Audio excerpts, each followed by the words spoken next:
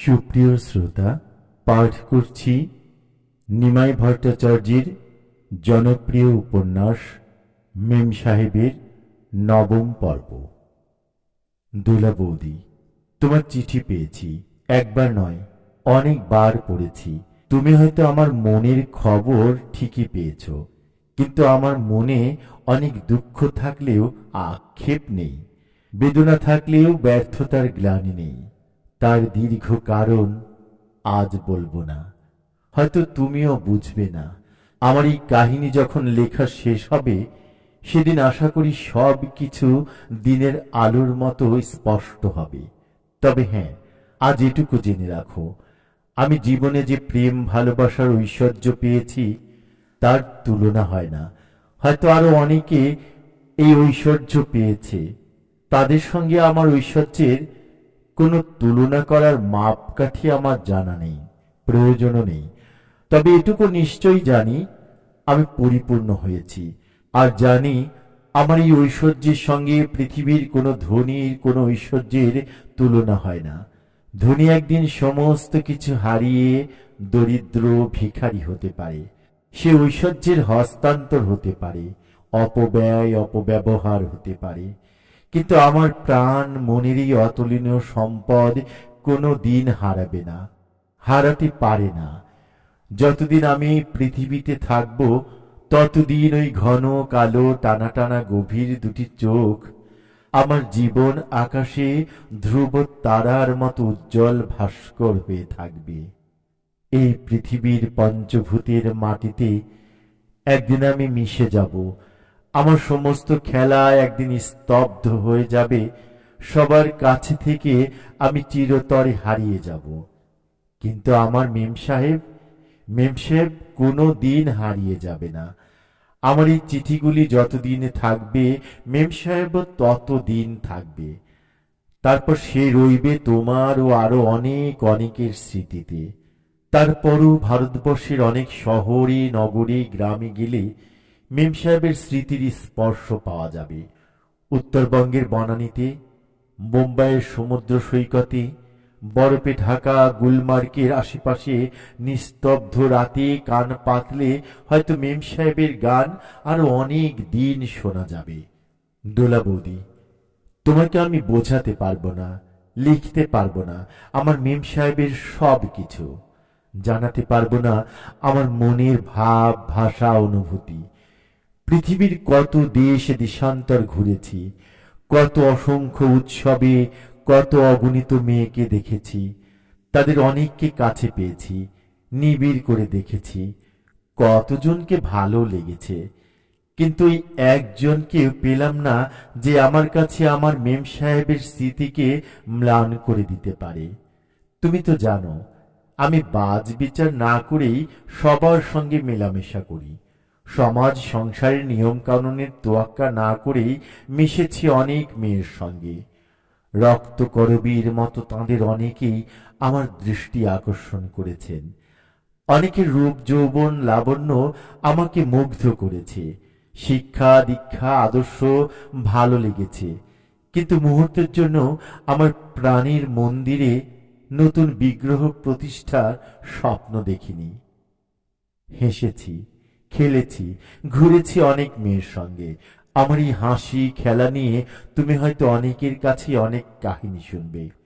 দিল্লি ইউনিভার্সিটির বনানী রায়কে নিয়ে আজও ডিফেন্স কলোনির অনেক ড্রয়িং রুমে আমার অসাক্ষাতে সরস আলোচনা হয়। তা আমি জানি আমাদের লন্ডন হাই কমিশনের থার্ড সেক্রেটারি অতসীকে নিয়ে আমার ব্রাইটন ভ্রমণকে কেন্দ্র করে অনেক আরব্য উপন্যাসের কাহিনী বিলেত থেকে কলকাতা কফি হাউস পর্যন্ত ছড়িয়েছে। আমি কি করব বলো, আমাদের দেশে সমাজ ব্যবস্থাটাই এমন যে স্বামী স্ত্রী একটু স্বাধীন আচরণ হলেও বহুজনে বরদাস্ত করতে পারে না। সমাজ অনেক এগিয়েছে, সারা পৃথিবীর বৃহত্তর সমাজের সঙ্গে আমরা অনেকেই মেলামেশা করছি, কিন্তু রক্তের মধ্যে আজও অতীত দিনের সংস্কারের বীজ রয়ে গেছে। তাই তো ভাটপাড়ার কূপমণ্ডুক সমাজ থেকে হাজার মাইল দূরে বসেও দিল্লির সফিস্টিকেটেড বাঙালি গৃহিণীরা বনানীকে দুর্গাপূজার প্যান্ডেলে দেখলে আলোচনা না করে থাকতে পারেন না। একটু কান পাতলে শোনা যাবে। মিসেস দত্ত বলছেন, এই চন্দ্রিমা, দেখ দেখ দেখ, বনানী এসেছে। কই কই কই? ওই তো, একলা। তাই তো দেখছি। চন্দ্রিমা একটু এদিক ওদিক ঘুরে বলে, ওই তো ওই তো ওই তো সাদা হ্যারোল্ড। রিপোর্টার সাহেব এসেছে। বলাকা সরকারও প্রায় ছুটে চলে আসে। চন্দ্রিমার কানে কানে বলে, দেখেছিস, মিসেস রিপোর্টার এসেছে। অনেকক্ষণ দেখেছি। বনানী এগিয়ে যায় প্রতিমার কাছে, হাত জোর করে প্রণাম করে। ইতিমধ্যে আমি পাশে এসে দাঁড়াই। বনানী গাড়িতে 5টা রেখে এসেছে। আমার কাছ থেকে একটা টাকা চেয়ে নিয়ে প্রণামী দেয়। বলাকা, চন্দ্রিমা, মিসেস দত্ত ও আরো অনেকে তা দেখেন। আরো আরো অনেক নবীন প্রবীণরা দেখেন আমাদের। বলাকা বলে, যাই বলিস ভাই, দুজনকে বেশ ম্যাচ করেছে কিন্তু। মিসেস দত্ত বলেন, ম্যাচ করলে কি হবে, ওরা তো আর বিয়ে করছে না, শুধু খেলা করছে। চন্দ্রিমা বলে, না না, নিশ্চয়ই বিয়ে করবে, তা না হলে দুজনে মিলে এমন ঘোরাঘুরি করে। আমরা দুজনে প্যান্ডেল থেকে বেরোবার জন্য এগিয়ে চলি। বনানীর সাইড ভিউ বোধ হয় বলাকার দৃষ্টি এড়াতে পারে না, তাই তো চন্দ্রিমাকে ফিসফিস করে বলে, যাই বলিস, she has a very attractive figure.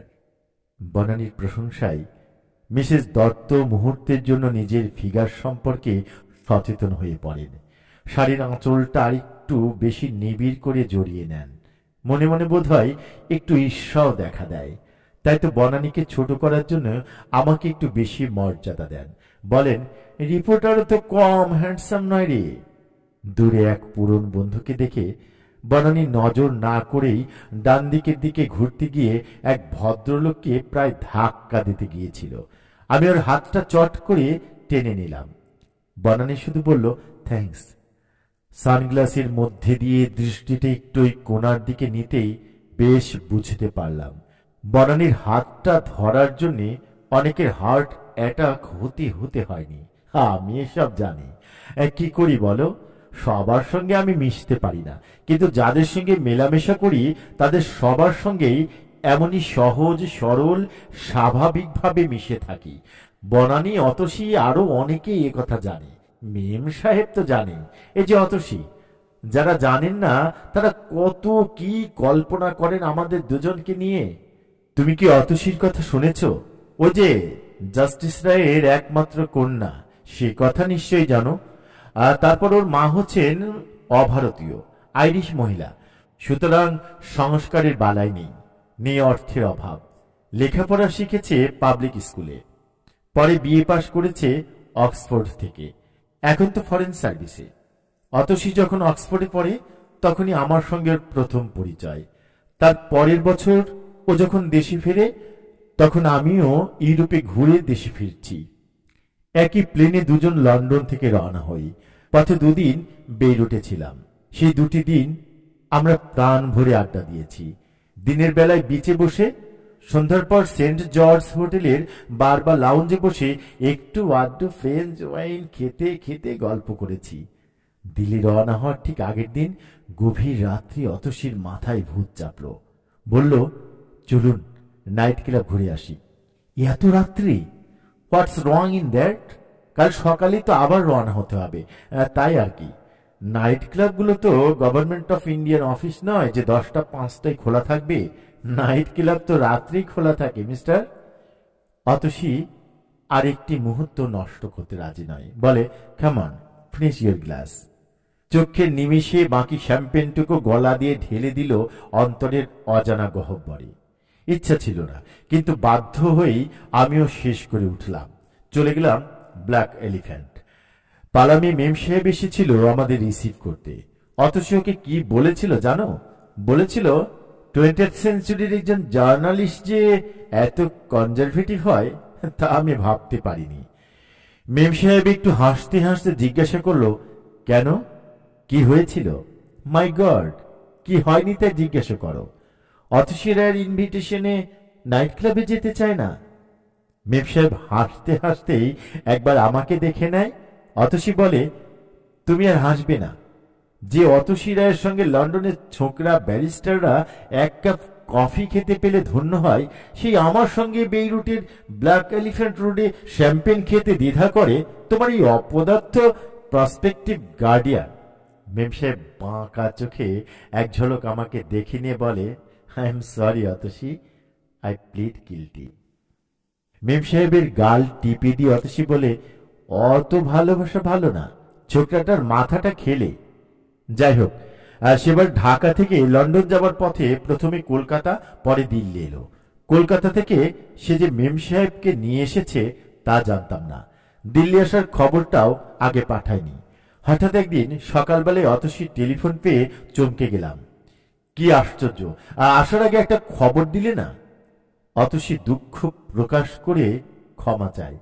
শেষে একবার জরুরি কারণে তক্ষুনি হোটেলে তলব করে। আমি কয়েক মিনিটের মধ্যেই ক্ল্যারিজে হাজির হই। দোতলায় উঠে করিডোর দিয়ে একেবারে কোণার দিকে চলে যাই।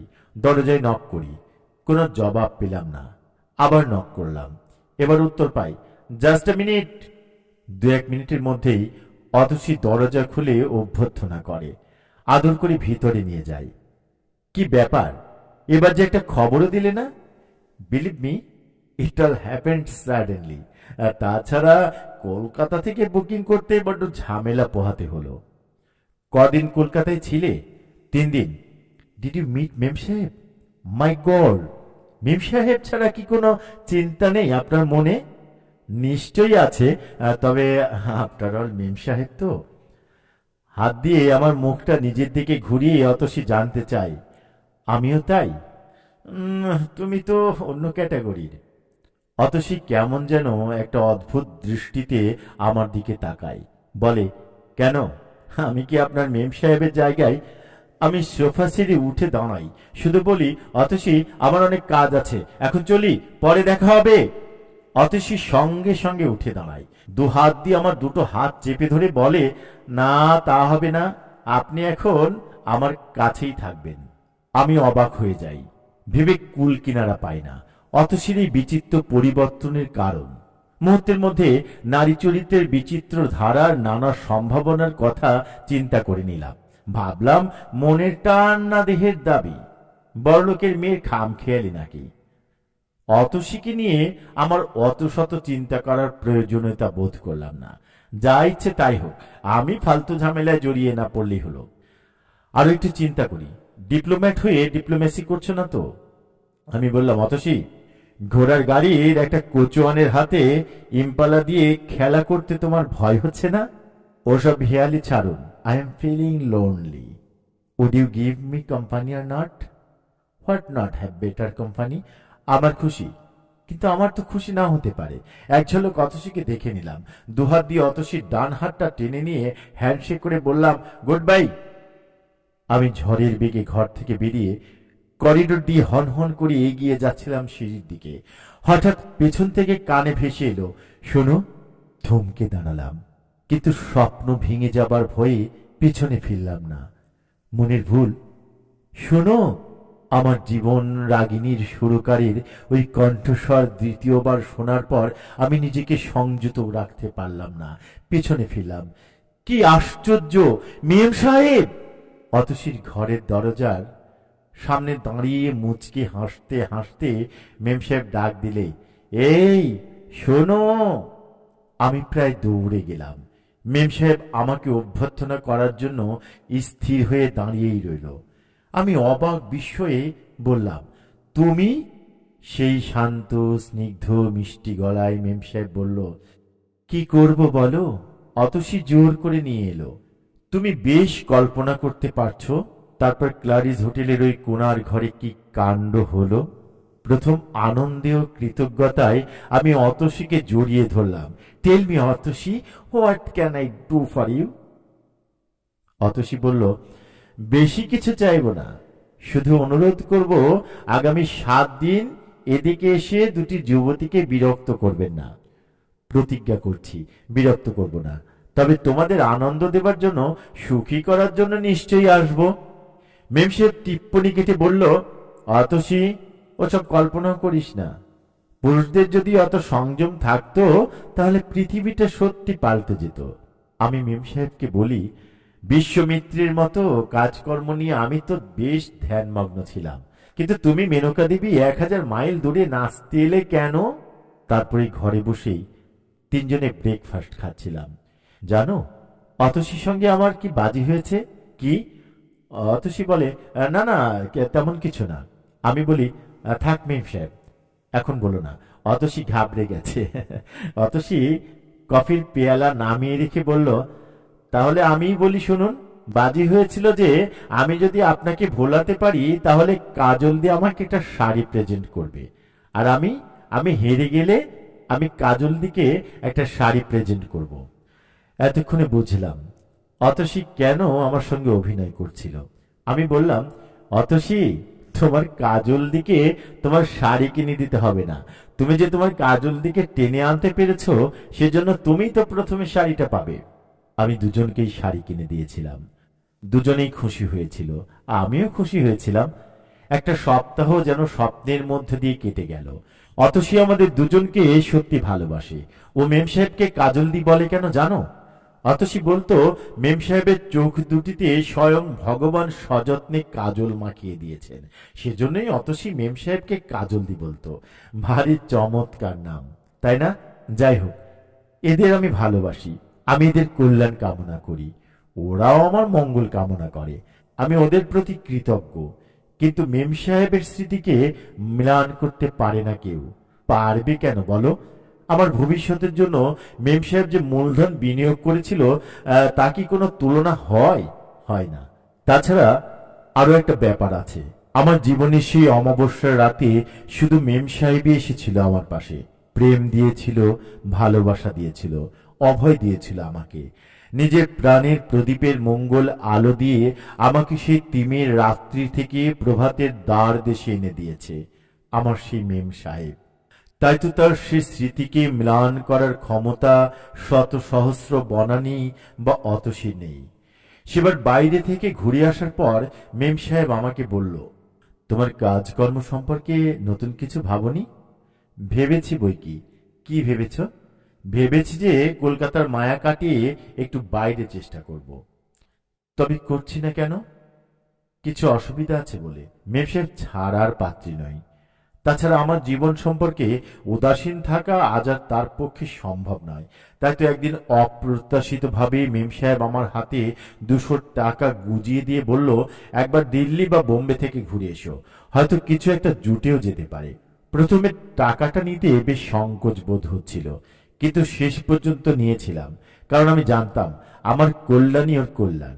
সুতরাং আমার জন্য শুধু 200 টাকা কেন, আরো অনেক কিছু সে হাসি মুখে দিতে পারে। তাছাড়া আমার কল্যাণ যজ্ঞে তার আকুতি প্রত্যাখ্যান করার সাহস আমার ছিল না। তবুও টাকাটা হাতে করে বেশ কিছুক্ষণ বসে রইলাম। কিছুক্ষণ পরে মেম সাহেব জিজ্ঞাসা করলো, কি ভাবছ? না, কিছু না। তবে এমন চুপ করে রইলে? এমনি। মেম সাহেব আমার হাতটা টেনে নিয়ে একটু নাড়াচাড়া করে বলল, আমি বলবো তুমি কি ভাবছো? বলো। সত্যি বলবো? নিশ্চয়ই। আমার টাকাটা নিতে তোমার লজ্জা করছে, অপমান বোধ হচ্ছে, তাই না? না না, তা হবে কেন? আমি উড়িয়ে দেবার চেষ্টা করি। মেয়েদের মন আমাদের চাইতে অনেক সতর্ক, অনেক হুঁশিয়ার। মেম সাহেব বলে, স্বীকার করতে লজ্জা করছে? আমি কোনো উত্তর দিই না, চুপ করেই বসে থাকি। মেম সাহেবও অনেকক্ষণ চুপ করে থাকে। বেশ কিছুক্ষণ কেটে গেল। মেম সাহেব আবার শুরু করে, তুমি এখনো আমাকে ঠিক আপন বলে ভাবতে পারো না, তাই না? আমি তাড়াতাড়ি মেম সাহেবের কাছে এগিয়ে যাই, ওর মাথায় হাত বুলাতে বুলাতে বলি, ছি ছি মেম সাহেব, ও কথা বলছো কেন? একটু থামি, আবার বলি, তোমার চাইতে আপন করে আর কাউকেই তো পাইনি। আপন ভাবলে আজ তোমার মনে দ্বিধা আসতো? আমি আরো কিছু সান্ত্বনা দিলাম, কিন্তু একটু পর খেয়াল করলাম মেম সাহেবের চোখে জল। তাড়াতাড়ি মেম সাহেবকে বুকের মধ্যে টেনে নিলাম, চোখের জল মুছিয়ে দিলাম, একটু আদরও করলাম। শেষে ওর ফোলা ফোলা গাল দুটো চেপে বললাম, পাগলিটা কোথাকার। মেম সাহেব আমার কোলের মধ্যে শুয়ে রইল, কিন্তু তবুও স্বাভাবিক হতে পারল না। কিছু পরে একটা দীর্ঘ শ্বাস ছেড়ে বলল, তোমার এত কাছে এসেও তোমাকে পাবো না তা কল্পনা করতে পারিনি। লক্ষ্মীটি, মেম সাহেব আমার, তুমি দুঃখ করো না। মেম সাহেব উঠে বসল, একটু স্থির দৃষ্টিতে চাইল আমার দিকে, মুহূর্তের জন্য চিন্তার সাগরে ডুব দিয়ে কোথায় যেন তলিয়ে গেল। তারপর বলল, আমাদের জীবনের সংস্কারের একটা বিরাট ভূমিকা আছে, তাই না? হঠাৎ এ কথা বলছো? ঠোঁটের কোণে একটু বিদ্রুপের হাসি এনে মেম সাহেব বলে, অপরিচিত দুটি ছেলে মেয়েকে কলকাতায় বসিয়ে একটু মন্ত্র পড়ালেই তারা কত আপন হয়। ওই সংস্কারটুকু ছাড়া যত কাছেই আসুক না কেন, দুটি ছেলে মেয়ে ঠিক আপন হতে পারে না। তারপর আমার দিকে ইশারা করে জিজ্ঞেস করে, তাই না? তুমি আমাকে সন্দেহ করছো, আমাকে অপমান করছো? ছি ছি, তোমাকে অপমান করব? শুধু বলছিলাম, আমি যদি তোমার বিবাহিত স্ত্রী হতাম, তাহলে আমার গয়না বিক্রি করে তোমার মদ্যপান বা যত্রতত্র গমনের অধিকার থাকতো। কিন্তু আমি তাড়াতাড়ি ওর মুখটা চেপে ধরে বলি, আর বলে না, বলে না, বলে না, মন্ত্র না পড়লেও তুমি আমার স্ত্রী, আমি তোমার স্বামী। মেম সাহেব আমার বুকের মধ্যে লুটিয়ে পড়ল। একটু পরে গলার আঁচল দিয়ে আমার পায়ে মাথা রেখে প্রণাম করল। চাঁদটা হঠাৎ একটু মেঘে ঢাকা পড়ল, আর সেই অন্ধকারের সুযোগে আমি। মেম সাহেব সঙ্গে সঙ্গে দাবড়া দিয়ে বলল, আবার অসভ্যতা। হোস্টিংস থেকে এগিয়ে এসে আউটরাম ঘাটের পাশ দিয়ে আস্তে আস্তে আমরা আবার মিশে গেলাম নগর কলকাতার জনসমুদ্রে। কিন্তু জানো দোলা বৌদি, সে রাত্রে আনন্দে আর আত্মতৃপ্তিতে ঘুমোতে পারিনি। তোমার জীবনেও তো এমনই দিন এসেছিল। এবার কলকাতা গেলে সেদিনের কাহিনী না শোনালে তোমাদের মুক্তি নেই। সুপ্রিয় শ্রোতা, মেম সাহেব উপন্যাসের 10ম পর্ব শুনবার জন্য সাথে